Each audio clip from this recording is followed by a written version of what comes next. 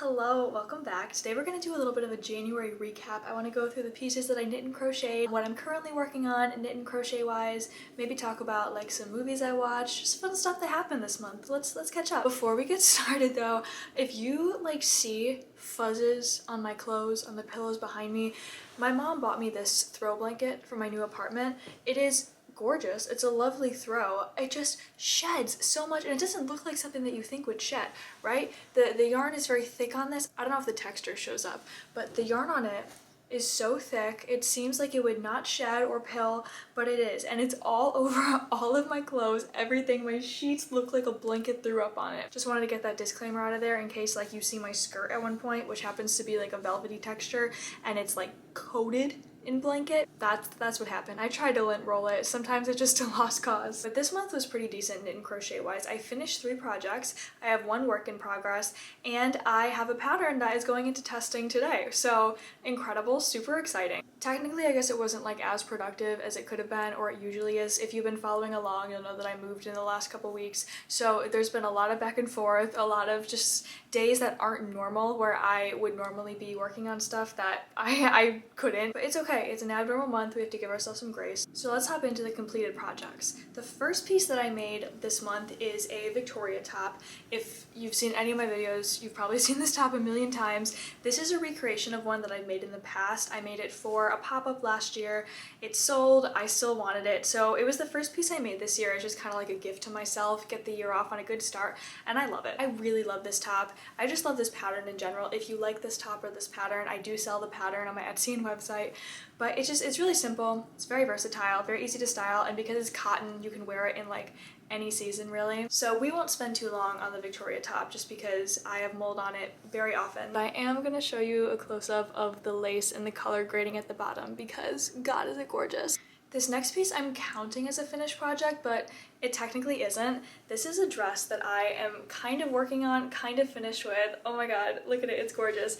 Okay, this is a knit and crochet combination dress.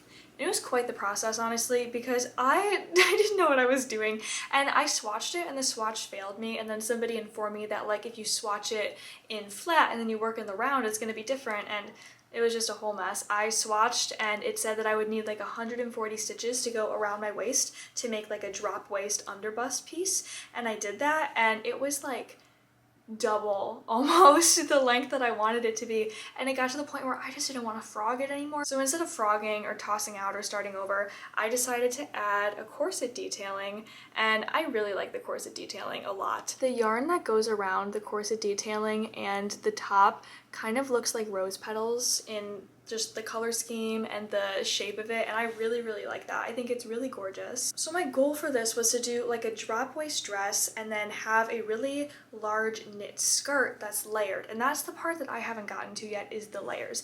I do have the knit skirt. It's 2 mohair strands held together, and honestly it's stunning. And the way that the corset cinches the waist together also kind of like fluffs out the skirt a little bit and adds this really beautiful layered texture to it. And my original plan was to make some crochet laces and put the laces as kind of like drapes, like petals. Like think of an old princessy dress from, I don't know, fairy tale storybooks or like the 1800s. Think like that, but not. The bottom of the skirt is really lovely too. It adds a really nice flare to it and also kind of looks like petals. My whole idea with this dress was to be just kind of experimental with techniques and also try to make it look like a blooming flower in the process. So it's getting there. There was another idea that I had with it, which was to add some vintage laces around the part where the yarns switch up right here. I ordered this pack from eBay. It was like $60 for like 40 different trims. Pretty solid deal, and a lot of them have a ton of yardage. They're very beautiful. It's a mixture of lace and crochets and embroidery and eyelets, and it's just like beautiful. So I think I want to apply that to this somehow to give it a little more oomph, to make it a little more like multi-craft. The yarn that I'm using for the pink part here is Galler yarn and Alpaca Galler yarns. I've been wanting to use that for so long, but it's really expensive. And another creator who goes by Bo Meadow, she was selling some yarn on her story and I bought it from her, and I literally like could not have been happier. I'm so happy it's going to good use in a project that's like unique and means a lot to me. Our third finished piece from this month is an Aurora top. This is the pattern that is currently going into testing today. This top is very pretty. Similar to the Victoria top, it's one of my more wearable pieces.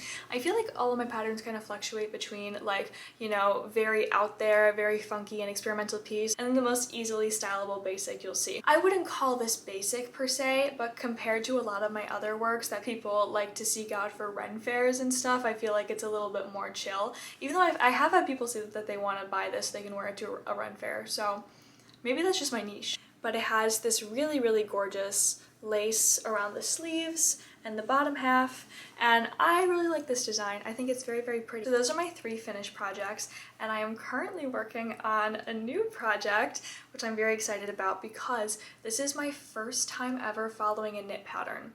Isn't that insane? I've been knitting for almost a year and a half now, just about, maybe a little less, like a year and a quarter, but I've never followed a knitting pattern because they scare me. Something about knitting versus crochet when it comes to reading patterns is there's a lot more jargon, I feel like, in knitting patterns. I feel like they have less photos, they have less guidance. It's much more like a white page with numbers and abbreviations. And as someone who very much likes visuals and tries to adapt my patterns to be a lot more visual friendly with a lot of photos, I get very, very nervous to try knit patterns because I know that they're a little bit more concise. They're a little more straight to the point. But I really, really wanted this sweater, and it is the Tarot Card Sweater by Starcross Knits. She is lovely, and I am obsessed with this pattern, and I have been for a really long time. If you watch my fall winter knitting and crochet plans video from like a couple months ago, I mentioned that I wanted to make this, and I'm so happy that I'm staying true to my word. One of the reasons that I completely have been putting this off is because I know it requires lots of techniques that just scare me that I've never tried,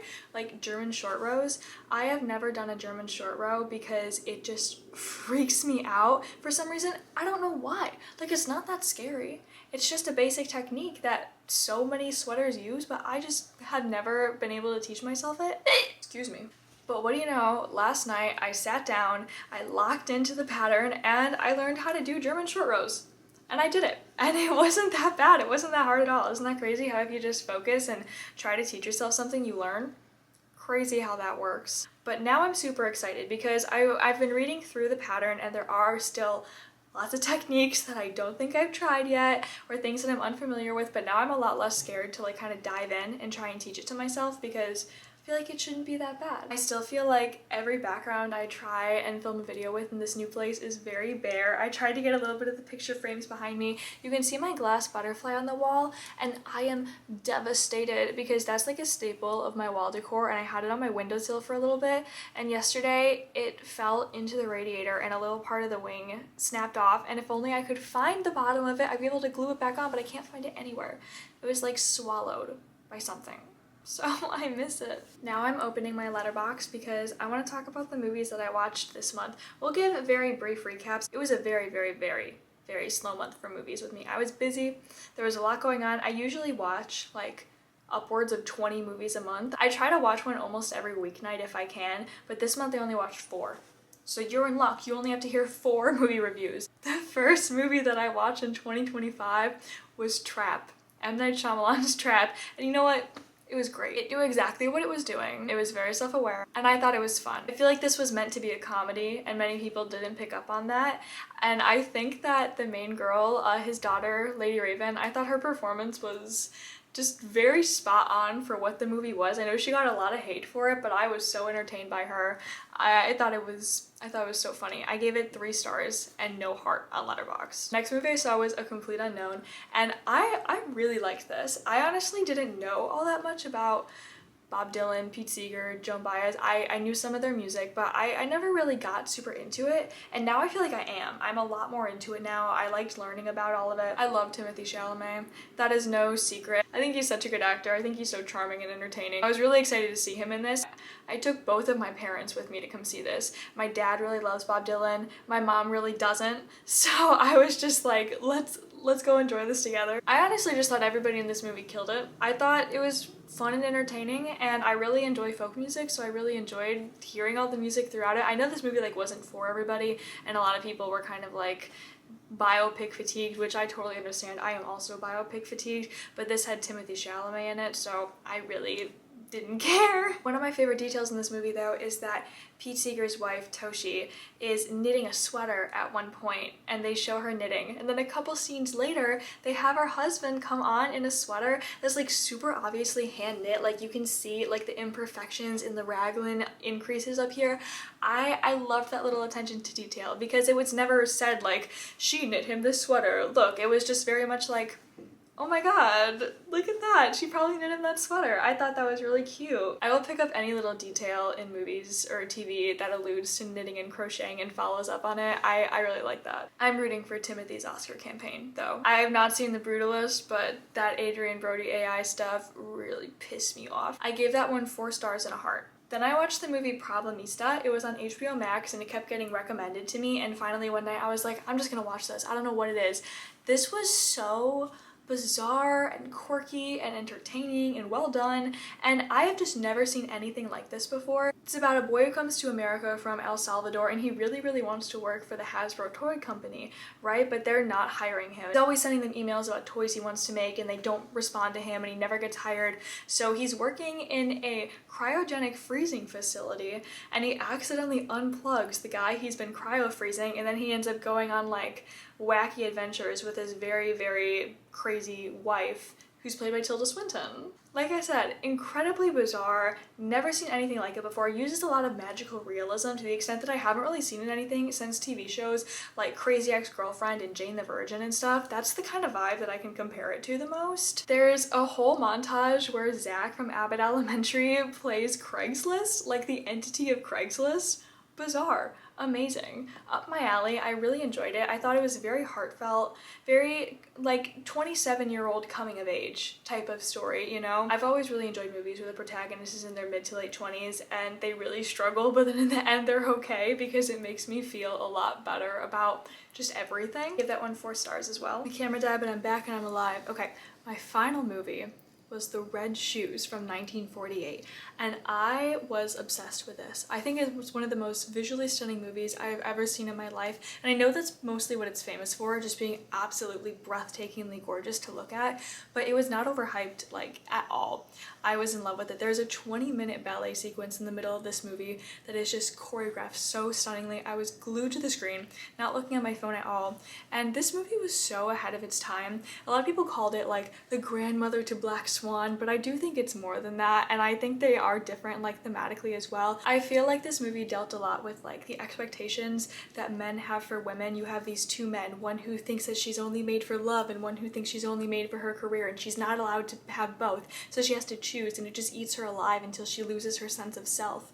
And I feel like it's so much more relevant today than it should be. Unfortunately, I was watching it and ironically, like, I was thinking of like the ballerina farm lady, because ballet, but with the rise of like trad culture and everything, like, oh, this is from 1948 and this is still like something that people are doing. But I absolutely adored that movie. I want to watch it again. I think it was just so beautiful. That wraps up the movies that I watched this month. Very short list. I'm very excited because my place is coming together very slowly. I have a rug coming in soon that's gonna really brighten some of the place up. I'm gonna try and make my crochet corner into that very shortly. I found this TV stand on Facebook Marketplace for $10, but the girl never got back to me, so I'm a little sad because my TV is currently on a table. It's not very cute.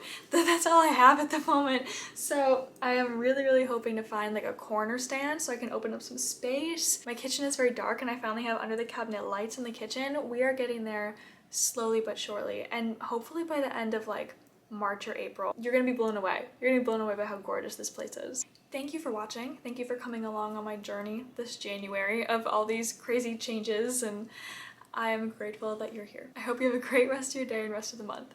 Bye.